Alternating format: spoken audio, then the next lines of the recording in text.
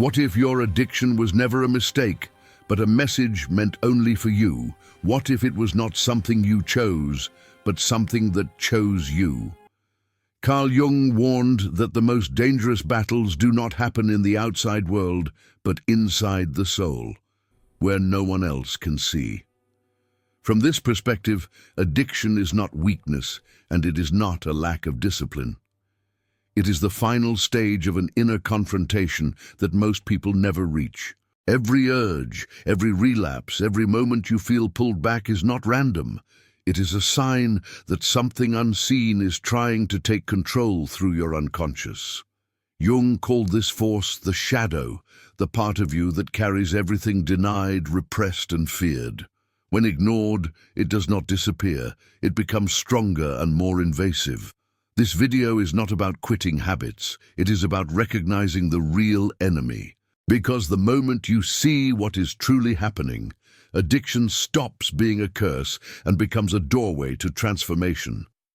The only question is whether you are ready to face what lives inside you. There is a part of you that knows exactly why you reach for that substance, that behavior, that escape. You know the feeling that comes right before the urge hits. It starts as a whisper in your chest, a tightness in your throat, a heaviness that settles over your shoulders like a familiar coat. You tell yourself this time will be different, but deep down, you already know what happens next. This is not about willpower failing you. This is about something far older and far more deliberate taking over the wheel while you watch from the back seat of your own life. Jung spent decades studying the human psyche and discovered that every person carries within them a hidden self, a collection of traits, desires, and truths that were deemed unacceptable by family, society, or even by your own conscious mind. These rejected parts do not vanish simply because you stopped acknowledging them. They sink into the unconscious, where they gather strength in the darkness. They wait. And when the conditions are right, when your defenses are down, or when life becomes too overwhelming, they emerge not as thoughts you can control, but as compulsions that control you. The mechanism is simple, but devastating. Every time you denied your anger, your pain, your needs, or your truth, you fed this hidden self. Every time someone told you to be quiet, to be good, to fit in, to stop feeling what you were feeling, another piece of your authentic self got locked away. The shadow grew larger with each denial. It became a reservoir of unlived life, of unexpressed emotion, of suppressed rage and unmet longing. And because you never gave these feelings a conscious outlet, they found their own way out through the back door of your psyche. This is why addiction feels like it has its own agenda, because in a very real sense, it does. The shadow does not care about your goals, your health, or your future. It cares only about expression, about finally being seen and felt after years of being buried alive. The substance or behavior you turn to is never really the point. It is just the vehicle the shadow uses to force its way into your awareness. When you drink, use, binge, or obsess, you are not making a choice in that moment. You are being moved by an inner force that was created by a lifetime of self-abandonment.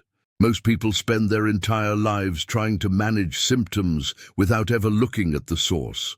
They switch addictions, they white-knuckle through sobriety, they promise themselves and others that this time they mean it.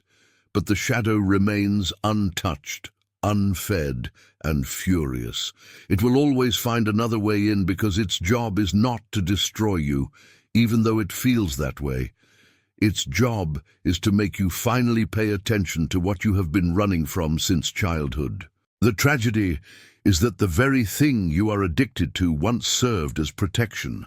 It numbed the pain when the pain was too much. It gave you relief when relief was nowhere else to be found. It kept you functional when falling apart was not an option. Your addiction was your solution before it became your problem. And the shadow knows this. It remembers when you first discovered that escape hatch, and it will keep pulling you back there because, from its perspective, that is where safety lives. That is where survival lives. The fact that it is now killing you does not register in the shadow's logic because the shadow exists outside of time.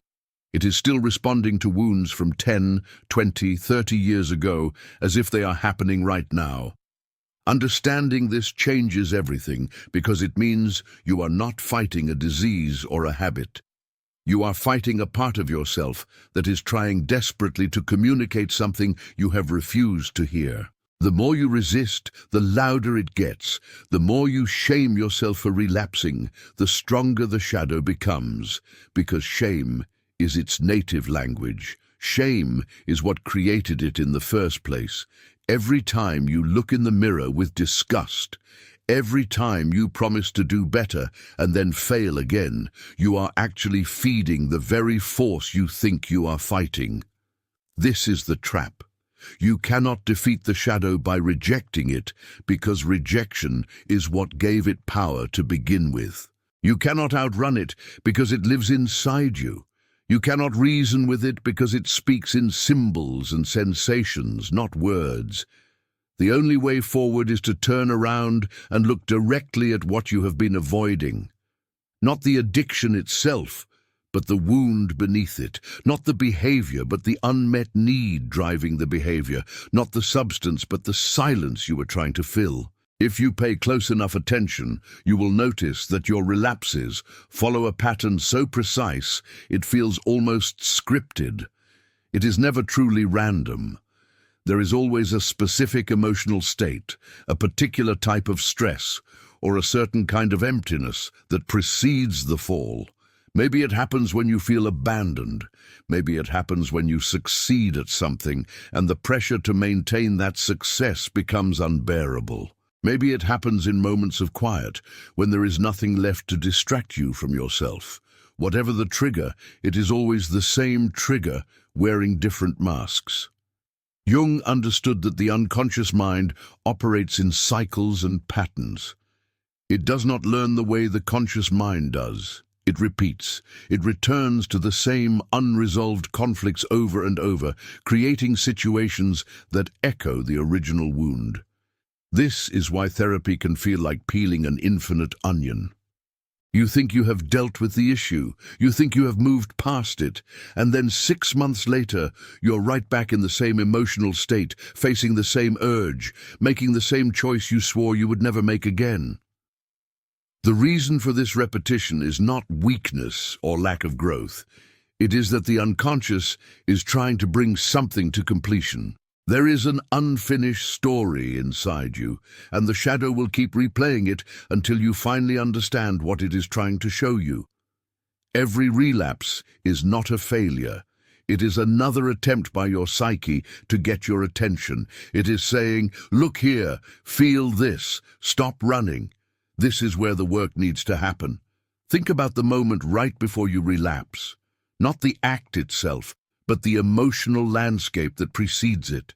There is usually a feeling of being utterly alone, even if you are surrounded by people. There is a sense that no one truly sees you, that you are performing your life rather than living it. There is exhaustion that goes beyond physical tiredness.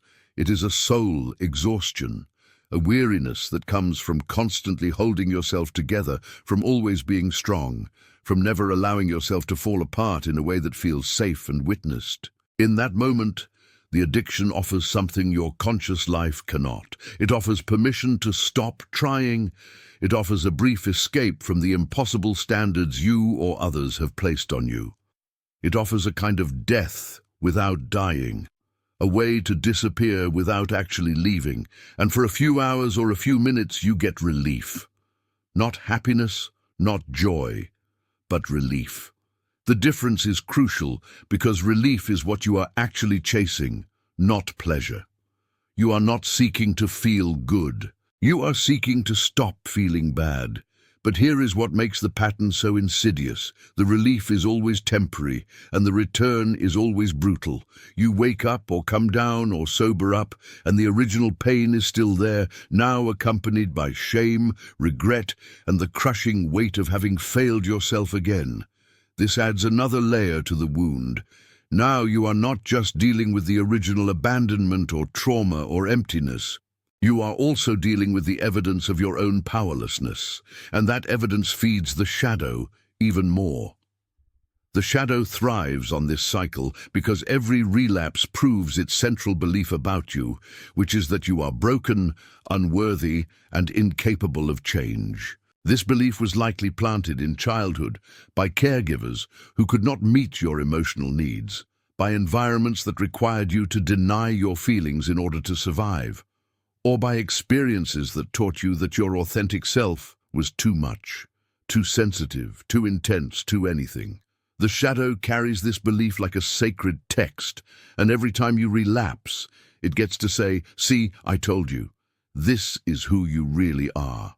Breaking this pattern requires something most people are terrified to do. It requires you to stay present in the moment when the urge hits, instead of immediately acting on it or trying to suppress it. It requires you to feel the feeling underneath the craving without judgment or resistance. This sounds simple, but it is among the hardest things a human being can do, because that feeling is usually unbearable. It is the feeling you have spent your entire life trying not to feel. It is loneliness so profound it feels like annihilation. It is shame so deep it feels like proof that you should not exist. It is grief so heavy it feels like it will crush you if you let it in. But here is the truth Jung discovered. That feeling will not kill you. Avoiding it might. Every time you choose the addiction over the feeling, you reinforce the pattern. Every time you numb instead of feel, you teach your psyche that the only way to survive emotion is to escape it. And so the cycle continues, not because you are weak, but because you are strong enough to keep surviving in the only way you know how. The question is whether you are ready to discover a different kind of strength. If this resonates with you, and you feel ready to stop escaping and start integrating what lives inside you, there is a next step. I created the SIM Method ebook for those who want to work with their shadows instead of fighting them. It is a simple, focused guide designed to help you build a different kind of strength in just 5 minutes a day. You can find it through the link in the first pinned comment. Somewhere along the way, without realizing it, you made an agreement. Not with another person, but with a force inside yourself. The terms were never spoken out loud, but they were understood perfectly by your unconscious mind. The contract went something like this. I will give up parts of myself in exchange for safety, acceptance, or survival. I will become smaller so others can be comfortable. I will hide my needs so I do not burden anyone. I will pretend everything is fine even when I am drowning, and in return, I will be allowed to exist. This contract was not signed in a moment of weakness.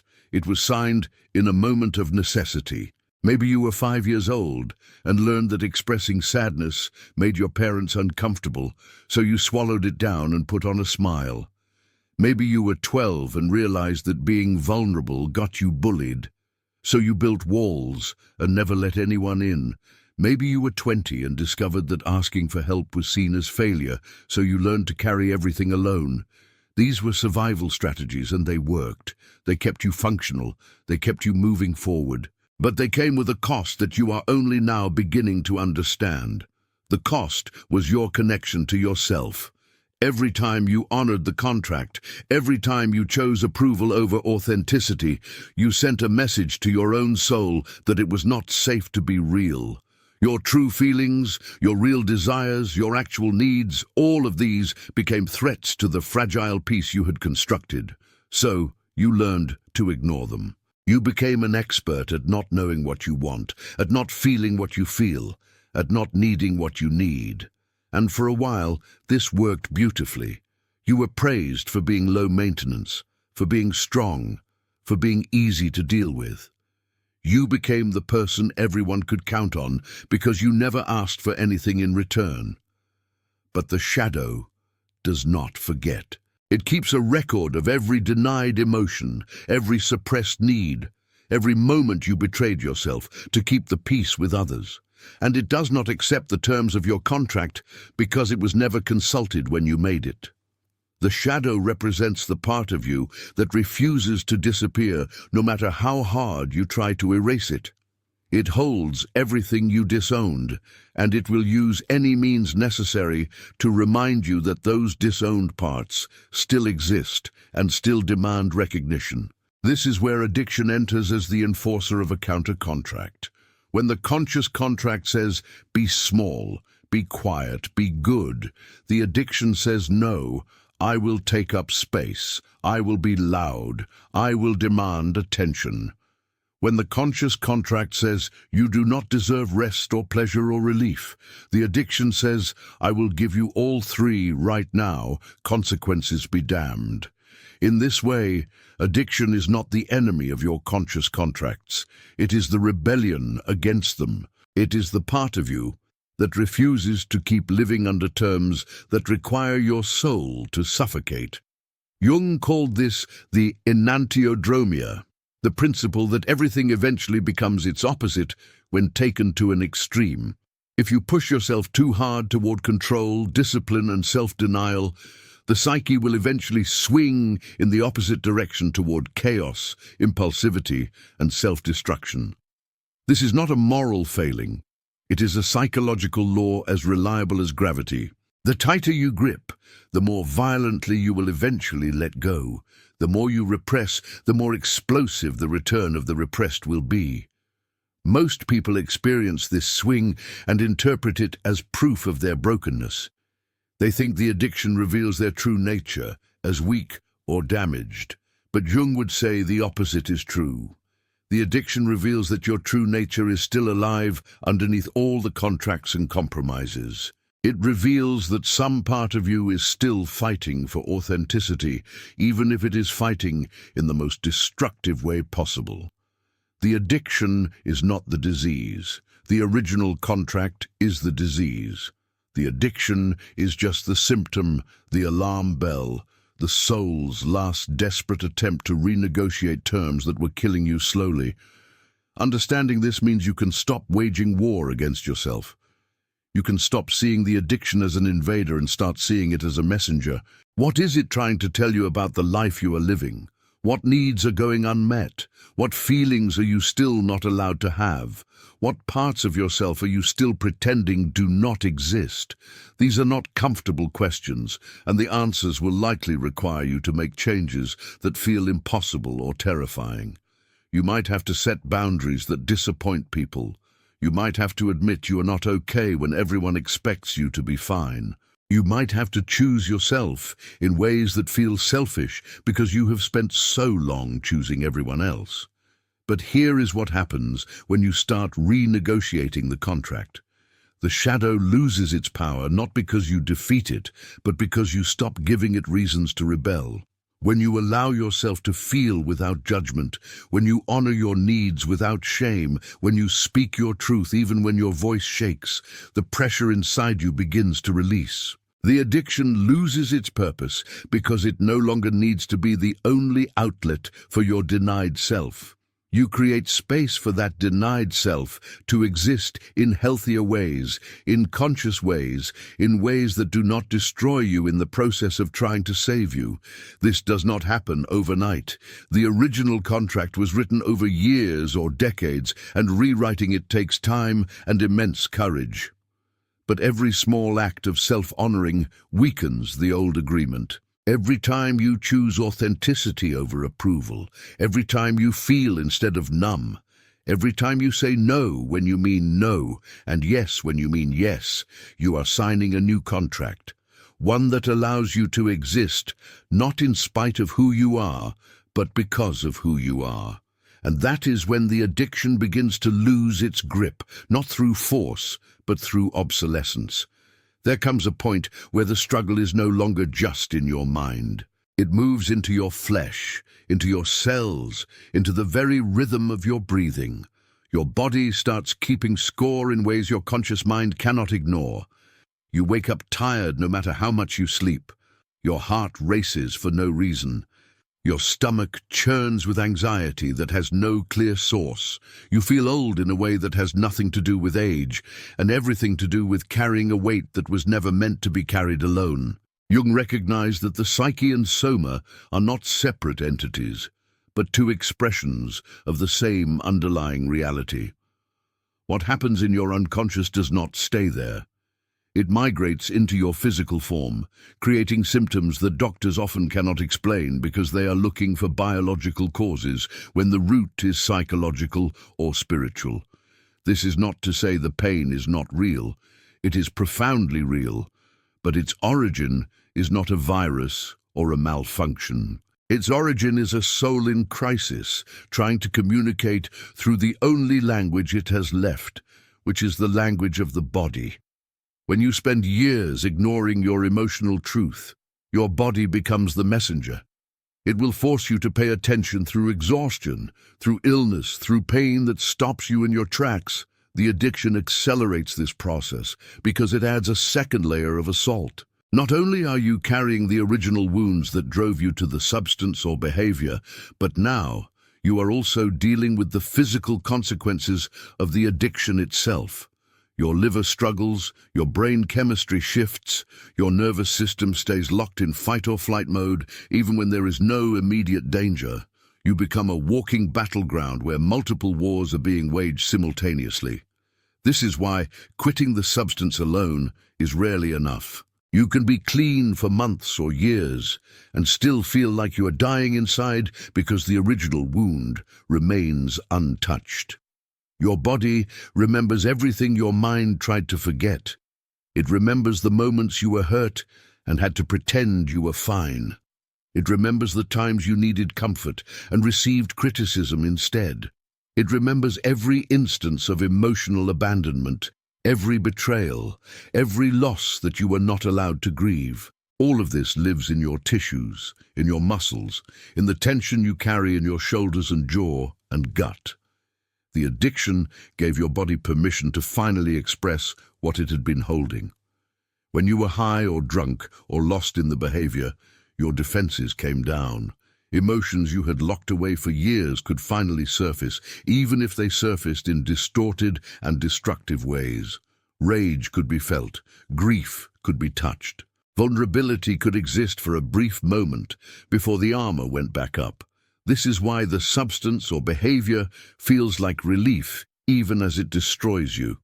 It is the only time your body gets to tell the truth. But the truth told through addiction is a truth without integration. It erupts and then disappears, leaving wreckage in its wake, but no real resolution. The emotions come up, but they do not get processed. The pain gets felt, but it does not get healed. You are stuck in a loop where your body keeps screaming the same message and you keep responding in the same insufficient way. The only path out is to learn a different way of letting your body speak, a way that does not require destroying yourself in the process. This requires you to befriend your body again, which is perhaps the hardest part of recovery because your body likely feels like a betrayer. It craves what is killing you. It shakes and sweats and aches when you try to stop. It does not seem to be on your side, but the body is not betraying you. It is trying to survive using the only coping mechanism it knows. It is stuck in an old pattern, responding to present moments as if they were past traumas, flooding you with the same chemicals and sensations that once helped you endure the unendurable. Healing this split between mind and body is not about discipline or control. It is about developing what Jung called somatic awareness, the ability to feel what is happening in your body without immediately needing to change it or escape from it. This means sitting with discomfort when every instinct tells you to run. It means noticing the tightness in your chest and breathing into it instead of reaching for the thing that makes it go away. It means allowing your body to shake, to cry, to release the stored trauma in whatever form it needs to take. For many people, this is terrifying because it feels like losing control. But you are not losing control. You are finally stopping the exhausting work of maintaining false control. You are letting your body do what it has been trying to do for years, which is discharge the pain that has nowhere else to go. When you create space for this, when you allow the sensations to move through you without resistance or judgment, something shifts. The body begins to trust you again. It stops needing to scream because you are finally listening. This process is not linear, and it is not quick. There will be days when your body feels like a prison, and the urge to escape through addiction feels like the only rational choice. But each time you choose to stay present instead of checking out, each time you meet your physical discomfort with compassion instead of contempt, you are rewriting the relationship between your conscious self and the soma that carries you through this world. You are teaching your body that it is safe to feel, safe to release, safe to heal. And when your body finally believes this, when it no longer needs addiction as a pressure valve, that is when true freedom begins to feel possible. There is a reason why recovery feels impossible even when you want it desperately. There is a reason why every attempt to quit feels like swimming against a current so strong it might drown you. The addiction does not want you to discover the one thing that would end its power over you. And that one thing is simple but devastating. You are not fighting to get rid of something. You are fighting to finally become someone. The greatest lie addiction tells is that it is a foreign invader, something external that entered your life and took over. This lie is comforting because it means the real you is still intact somewhere underneath, just waiting to be uncovered. But Jung understood that this is not how the psyche works. The addiction is not separate from you. It is a part of you that developed in response to conditions that made your authentic self unacceptable or unsafe. It is a fragment of your personality that split off and took on a life of its own, because the whole of you could not be allowed to exist. This means that getting rid of the addiction is not like removing a tumor. It is more like integrating an exiled part of yourself back into the whole. That exiled part contains not just destructive urges, but also vital energy, creativity, and aspects of your personality that were deemed too much, or too intense, or too real. When you try to simply eliminate the addiction without understanding what it carries, you are essentially trying to kill a part of yourself. And the psyche will fight this with everything it has because its primary drive is toward wholeness, not perfection. What the addiction does not want you to know is that beneath the compulsion lies a disowned gift. The same intensity that drives you toward the substance or behavior could be channeled into passion, creation, or purpose. The same sensitivity that makes you need to numb could be the source of profound empathy and insight. The same refusal to conform that led you into addiction could be the rebellious spirit that allows you to live authentically in a world that demands conformity. These qualities were never the problem. The problem was that you were taught they were unacceptable, so you had no choice but to express them in distorted ways. Jung spent his life studying individuals who suffered from what he called a neurosis, which he defined as the suffering of a soul that has not found its meaning. He observed that many people with addictions were not lacking in character or willpower. They were lacking a sense of purpose that felt worthy of their life force. They were people with immense energy and potential who had nowhere to direct it, no vision large enough to contain them, no work or calling that could match the intensity of their inner fire. And so that fire turned inward and became destructive because it had nowhere else to go. This is why simply removing the addiction leaves a void that feels unbearable. You are not just losing a habit, you are losing the one thing that made you feel alive, even if it was killing you. You are losing the structure that gave your days meaning, even if that meaning was the meaning of survival. You are losing an identity, even if that identity was built around suffering. The question is not how to empty yourself of the addiction. The question is what you will fill that space with once it is gone. Most people never ask this question because they assume that life without addiction will automatically be better, but Jung warned that nature abhors a vacuum. If you remove the addiction without replacing it with something equally compelling, the psyche will simply create a new addiction or fall back into the old one. This is why so many people who get sober find themselves trapped in other compulsions: workaholism, codependency, exercise obsession, perfectionism. They traded one prison for another because they never addressed the underlying need for the prison itself. The need is this: you need something bigger than yourself to devote your life to. You need a vision, or purpose, or calling that requires everything you have. You need work that is worthy of the sacrifice addiction demands, because addiction is a form of devotion.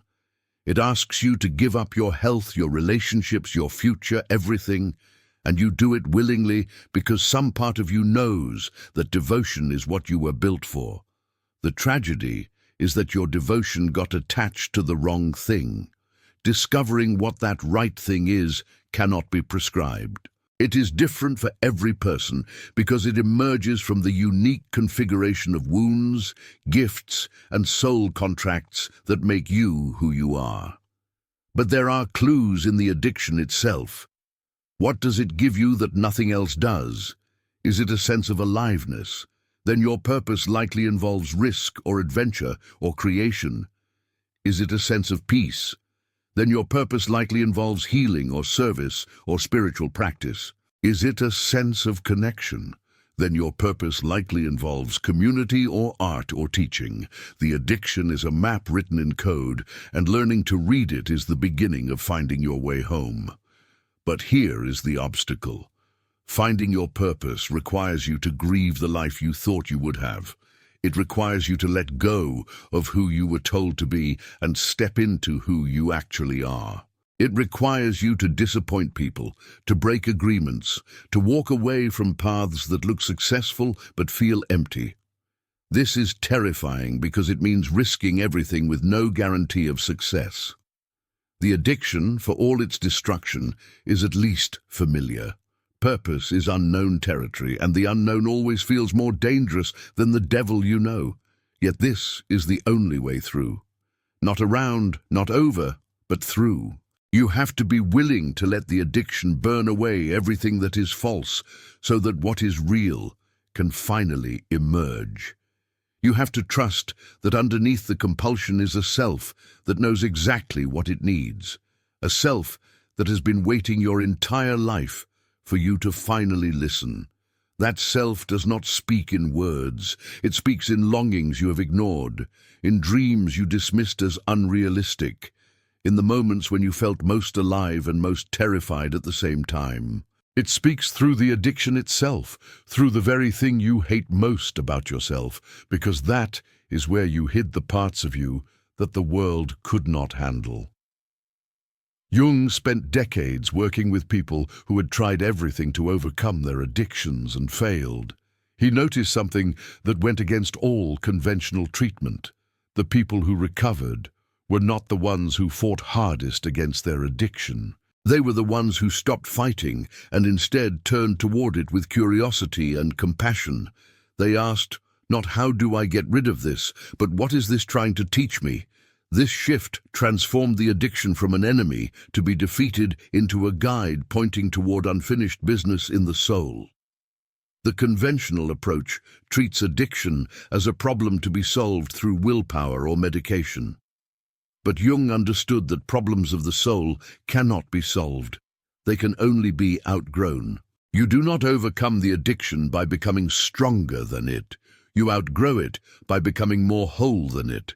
This means expanding your sense of self to include all the parts you rejected, integrating the shadow instead of destroying it, and discovering that the addiction was never the real issue. It was a symptom of a life unlived, a self unexpressed, a soul that could not breathe. He called this process individuation, the journey of becoming who you actually are beneath all the conditioning. And addiction, for all its destruction is often the crack that allows the real self to finally break through. This is why hitting rock bottom can be the beginning of transformation. The false self, built on image and control, has to fall apart so the authentic self can emerge. Jung called this death and rebirth. The person you thought you were has to die so the person you actually are can be born. This feels like dying because something in you is dying. The old structures, the old beliefs, all of it has to fall apart. The terror of this is why so many people relapse right when they are on the edge of breakthrough. But if you stay in the fire, you discover that liberation is not about returning to who you were before. It is about becoming someone you have never been, someone who has integrated both light and darkness, strength and vulnerability. This integrated self does not need addiction because it has found other ways to meet those needs. The final truth is this: you are not your addiction. Your addiction is a messenger, a teacher, a doorway, but it is not your identity. Underneath the compulsion is a self that has been waiting your entire life to be lived. That self is not perfect.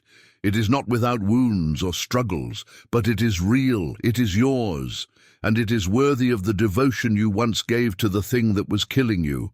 The only question is whether you are ready to meet it. If this video resonated with you, please subscribe to the channel. Take care and see you later.